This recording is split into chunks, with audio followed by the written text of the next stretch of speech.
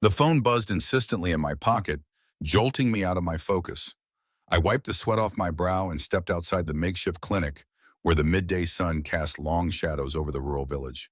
The name on the screen made my stomach sink, Richard. I almost didn't answer. After years of dealing with my stepfathers and ICS. I knew calls from him rarely brought good news, but curiosity and maybe a faint hope got the better of me. "Hello?" I said, keeping my voice neutral. Catherine, his tone was cheerful, far too cheerful. "Just thought you'd want to know. I've sold the mountain cabin." I froze, gripping the phone tighter. "You did what? Sold it," he repeated, as though it were the most natural thing in the world. "Don't look so shocked. It's for the greater good." "Mine, obviously." He let out a smug laugh that made my blood boil. "My name is Catherine, and for as long as I can remember, Richard has been the thorn in my side. My mom married him when I was 15, and he quickly wormed his way into the family with charm and good humor, but beneath that exterior was a man who never hesitated to put his needs first. The cabin wasn't just a vacation home. It was my sanctuary, a place I'd poured years of love and care into, nestled in the mountains.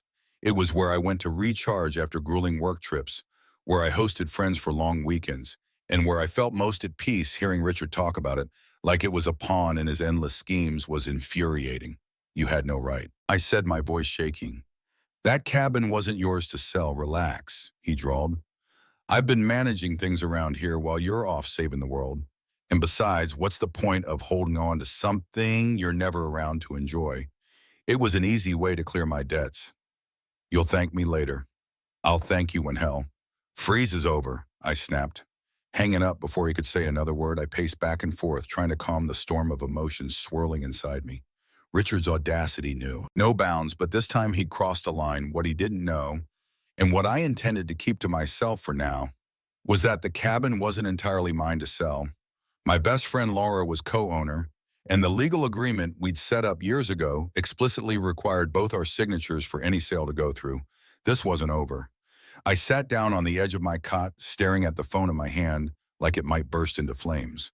My mind raced, replaying Richard's smug tone over and over. How could he think this was okay, selling something so deeply personal to me, as if it were a trinket he could trade for his own benefit? The cabin wasn't just mine. It was a lifeline. It was where I spent summers as a kid, chasing fireflies and hiking with my mom before she remarried after she passed. It became my anchor, the one thing that felt steady when everything else seemed to fall apart. Richard, of course, had no such attachment to him. It was just another resource to exploit, like so many things he'd meddled with before. But this wasn't some small favor or inconvenience. This was my home. I tapped on Laura's name in my contacts and waited for her to pick up. "Hey, Kathy." "What's up?" she said cheerfully when she answered. "Richard sold the cabin," I blurted out, unable to keep the anger from my voice. There was a long pause on her end. "He what?" "Apparently he needed the money to pay off some gambling debts," I said bitterly. "He thinks he can do whatever he wants, but I know our co-ownership agreement makes that impossible. He doesn't have the authority to sell it without your consent." Laura let out a low whistle. "He really thought he could get away with this. That man has no shame, none." I agreed. "I'm going to need your help sorting this out. I'll finish my volunteer assignment and head back home as soon as I can. Can you pull up the legal documents in the meantime? I want to be ready to counter this when I get back." "You got it," Laura said, her voice firm. "We'll take care of this together." As I hung up, a strange sense of calm settled over me. Richard thought he'd outsmarted me, that I was too far away to do anything about his betrayal, but he didn't know who he was dealing with. I wasn't the scared teenager who used to let him steamroll me. I was an adult now, with resources, allies, and a firm grip on the law. If he thought this was over, he was about to get a rude awakening. The next few days passed in a blur as I finished up my volunteer assignment, trying to keep my emotions in check. But no matter how busy I kept myself, the thought of Richard's betrayal lingered like an unwelcome shadow. I couldn't shake the image of him gloating about settling his debts at my expense late one evening. I sat down with my journal, something I always brought with me on trips. Writing helped me sort through my feelings, and I needed clarity now more than ever. As I scribbled furiously, the memory started flooding back. The first time I visited the cabin with my mom, the hours I had spent restoring it with Laura, the quiet nights by the fireplace when the world seemed to stand still. This wasn't just a building, it was a piece of me, and Richard thought he could just sell it off like a poker chip. "No, not this time," Laura called again the next day, her tone brisk and businesslike. I went through the co-ownership agreement. She said, you were right. He didn't have the authority to sell without my consent. The sale is invalid. Relief coursed through me, but it was quickly replaced by anger. Do we know who he sold it to? Not yet. Laura replied, but I pulled the county records and there's no official transfer of ownership. It sounds like he might have tried to do this under the table. That sounded exactly like Richard. Always looking for shortcuts, always trying to outsmart the system. What our next step, I asked. Well, we can either confront him directly, Laura said, or we can let the legal process handle it either way. We're in the clear. He doesn't have a legal leg to stand on. I let out a breath I hadn't realized I was holding. Thanks, Laura. I don't know what I'd do without you. You'd figure it out, she said warmly. But I'll always have your back. As I hung up, a plan began to take shape in my mind. I'd finish my work here, return home, and face Richard. Heading? I wasn't going to scream or yell. That's what he expected. I'd take a different approach. I'd use the one thing Richard always underestimated: my ability to think ahead. He thought he'd won, but by the time I was done, he'd realized he'd underestimated me for the last time. When I finally arrived home, the first thing I noticed was the silence. The cabin always welcomed me with a sense of peace. But now that silence felt ominous. My houseplants were slightly wilted. The mail had piled up by the door and the fridge was practically empty. I set my bags down and exhaled, the weight of what I needed to do settling on my shoulders. Before I could even unpack, my phone buzzed. It was Richard. I debated letting it go to voicemail, but then I thought better of it. Time to face him. Well, if it isn't my globe-trotting stepdaughter, he said, his voice dripping with fake cheer, finally back to reality.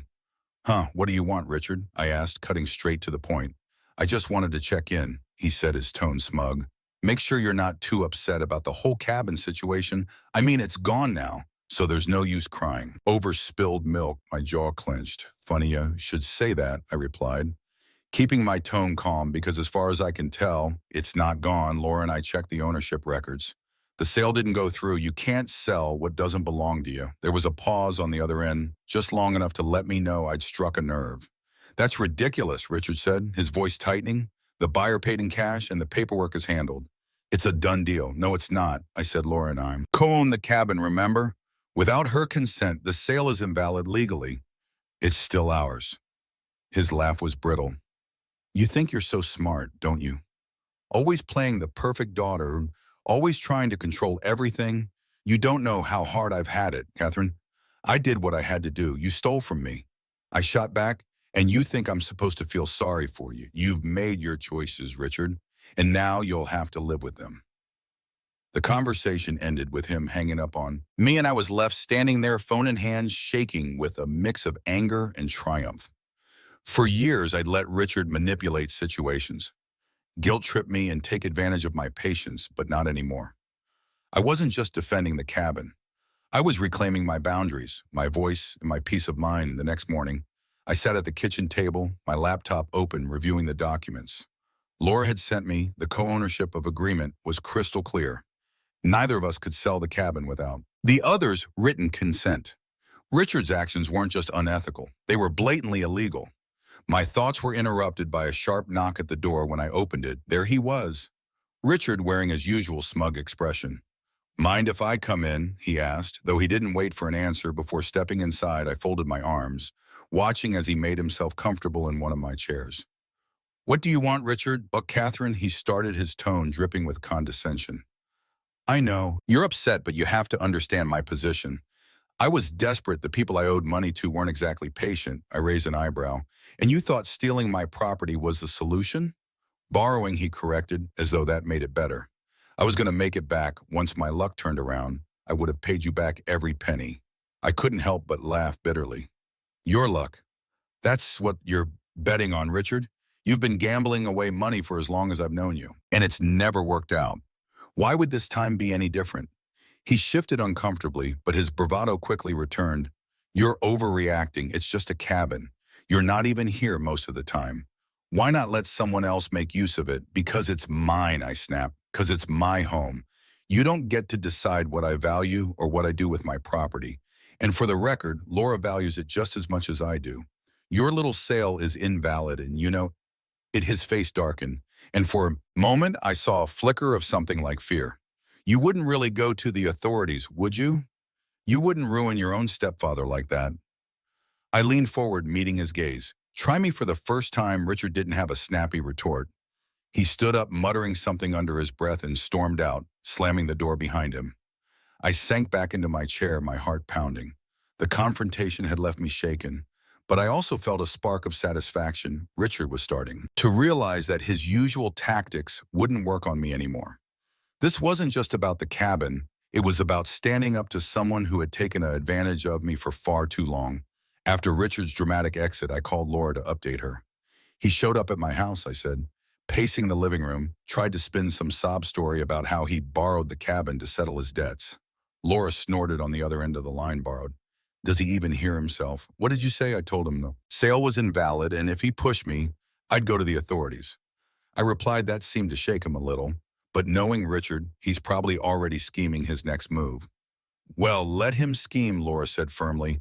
We've got the law on our side. I've contacted a lawyer to help us draft a formal cease-and-desist letter. If he tries to involve the buyer again, we'll have a legal paper trail ready to shut it down. I nodded, her words grounding me. Thanks, Laura. I don't know what I'd do without you. You'd figure it out, she said. But we're in this together over the next few days. I focused on gathering all the evidence I could.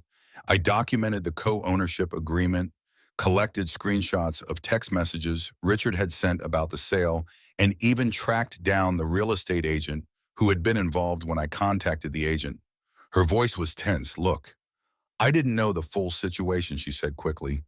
Richard told me he had permission to sell if I'd known the cabin had a co-owner. I never would have touched the deal. Well, now you do. I said, keeping my tone even. I'm not trying to drag you into this, but I need your cooperation. Can you confirm that Richard signed the paperwork alone? Yes, she admitted. The buyer hasn't paid in full yet because I flagged the transaction as unusual. I can provide you with the documents if you need them. That would be helpful. I said, jotting down her information as I hung up. I felt a renewed sense of determination. Richard had banked on me being too passive or too distant to fight back, but he was about to learn just how wrong he'd been that evening. Laura called with more good news. The letter's ready, she said. We'll send it first thing tomorrow, and if he tries to pull anything else, we'll escalate. Perfect, I replied. A small smile creeping onto my face. For the first time in weeks, I felt like I was gaining control of the situation. Richard thought he could steamroll me, but he was about to find out that I wasn't so easily defeated. The next morning, Laura and I finalized the cease and desist letter and sent it to Richard. The language was clear and unyielding. Any further attempts to claim ownership of the cabin or engage the buyer would result in legal action. I imagined his reaction when he received it, probably a mix of outrage and disbelief. For years, he'd gotten away with manipulating and intimidating people into submission. But this time he was up against a wall he couldn't charm his way through. Later that day, the real estate agent emailed me the documentation she'd promised. Seeing Richard's signature on the fraudulent sale agreement made my stomach turn, but it also solidified my resolve. He hadn't just crossed a line. He'd bulldozed over it. That evening, I got a call from Detective Miller, a local officer Laura had contacted to help with the case. Miss Daniel, he began, his tone professional. I've reviewed the documents, you and Miss Langley. Provided it's clear that the sale was unauthorized based on the evidence, we can move forward with a formal investigation, if you'd like. Yes, I said without hesitation. I want to pursue this, Detective, Miller continued. We'll start by contacting the buyer and explaining the situation. If Richard continues to interfere, we'll escalate to criminal charges for fraudulent misrepresentation. Thank you, Detective, I said. Please let me know if you need anything else from me. As I hung up, I felt a mix of relief and anticipation. The wheels were in motion now, and there was no turning back. The next day, Richard called. His voice was laced with anger, but there was an edge of desperation beneath it. Do you have any idea what you've done, Catherine? He demanded. You're ruining everything. No, Richard, I replied calmly. I'm protecting what's mine. You did this to yourself. You've always been so ungrateful, he sneered. I stepped in when your mom couldn't handle things, and this is how you repay me. Couldn't help but laugh bitterly. You didn't step in, Richard. You took over. You manipulated, lied, and used people to get what you wanted, and now you're paying the price, he started to argue. But I cut him off. This conversation is over. If you have anything else to say, take it up with my lawyer. I hung up and leaned back in my chair, my heart racing. Richard's days of pushing me around were over, and I was finally in control. Days later, Detective Miller called me with an update. Miss Daniels, we've spoken with the buyer, and they've agreed to halt the transaction. They were unaware of the co-ownership agreement and are willing to cooperate with any further investigation. Relief flooded through me. That's great news. Does this mean the sale is officially voided? Yes. He confirmed the cabin remains under your and M. Langley's ownership. However, we'll need to keep the case open to address your stepfather's fraudulent actions. Do you wish to press charges? I hesitated for only a moment. Yes, I said firmly. I want him held accountable. Understood, Detective Miller said. We'll proceed accordingly. Thank you for your cooperation after the call. I let out a deep breath. For the first time in weeks, I felt a sense of calm returning. The cabin was safe and Richard's schemes were unraveling. Later that afternoon, I called Laura to share the news. The sale is officially void. I told her the buyer's backing out and the cabin is ours again. That's a huge win, Laura said, her excitement evident. But what about Richard? The police are moving forward with their investigation, I explained. HEK not getting away with this. Good, she said. It's about time someone stood up to him. Her words stuck with me long after we hung up for years. I'd let Richard get away with so much. His manipulations, his entitlement, his complete disregard for boundaries. But this time I'd fought back, and it felt like a turning point, not just for this situation, but for how I approached everything in my life. That evening, I went to the cabin for the first time since coming home. Stepping inside, I felt an overwhelming wave of emotion. The smell of the wood panels, the familiar creak of the floorboards. It all reminded me of why this place meant so much to me. I sat by the fireplace, letting the quiet of the mountains wash over me. This was my haven, the place where I built memories, celebrated milestones, and found peace in the chaos of life, and it was still mine, no. Thanks to Richard, for the first time I let myself smile. I wasn't just re-aiming a property, I was reclaiming a part of myself. A week later, Detective Miller called with the final update. Miss Daniels, I wanted to let you know that your stepfather has been formally charged with fraudulent misrepresentation and attempted theft of property. He'll be required to appear in court, and based on the evidence we've gathered, the case against him is strong. Hearing those words brought a mix of emotions, relief, vindication, and even a touch of sadness. Thank you for everything, Detective, I said sincerely. You handled this situation with a lot of strength, he replied. It's not easy to stand up to family, but you did the right thing. And after the call, I sat quietly for a while, processing the weight of everything that had happened. Richard had been such a constant force in my life for years, albeit a talk one, and now I was finally free from his manipulations. The next day, Laura and I met at the cabin. She'd brought a bottle of wine to celebrate, and we sat on the porch overlooking the mountains, the crisp air carrying the scent of pine and earth to us, she said, raising her glass, and to not letting anyone push us around. I clinked my glass against hers, laughing softly to us as we talked. I realized how much I'd learned from this ordeal. I'd spent so much of my life avoiding conflict, trying to keep the peace, especially with Richard. But this time I'd stood my ground, and it felt like a turning point, not just for my relationship with him, but for how I saw myself, you know? Laura said, interrupting my thoughts. This cabin has always been more than just a property. It's a symbol of everything we've built, everything we've worked for. Don't ever let anyone take that from you again. Her words hit home. The cabin wasn't just a house in the mountains. It was a reflection of my independence, my resilience, and my determination to protect what mattered most to me. Later that night, as I sat by the fireplace, I felt a peace I hadn't known in years. Richard's betrayal had tested me in ways I never expected, but it had also shown me how strong I could be. The cabin was safe, my boundaries were firmly in place, and for the first time in a long time, I felt truly in control of my life.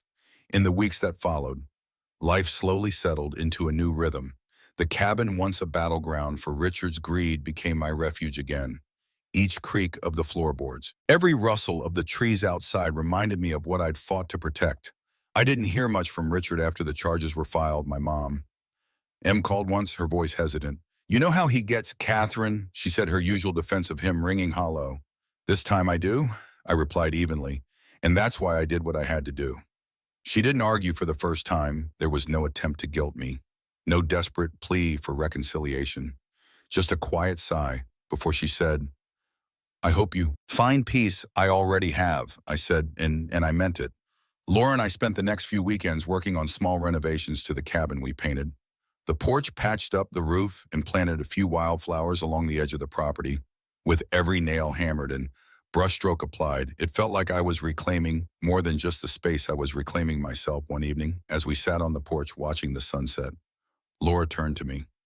"So what's next for you, Kathy? You've taken back." The cabin stood up to Richard. "What's the next big move?" I thought about her question for a moment, the answer coming to me with surprising clarity. "I'm going to keep doing what I love," I said, "volunteering, traveling, living my life on my terms.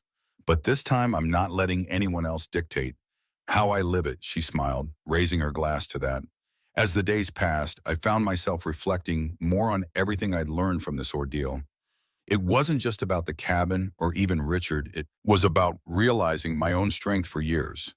I'd let his behavior dictate how much I pushed back, how much I tolerated, but now I knew I was capable of setting boundaries and holding them, no matter how uncomfortable it made others. The cabin stood as a symbol of that growth, a reminder that I didn't have to sacrifice my peace or my values for anyone else's. Comfort. One evening, as the sun dipped below the mountains, I stood on the porch, breathing in the cool pine-scented air. For the first time in years, I felt truly at home, not just in the cabin, but in my own life.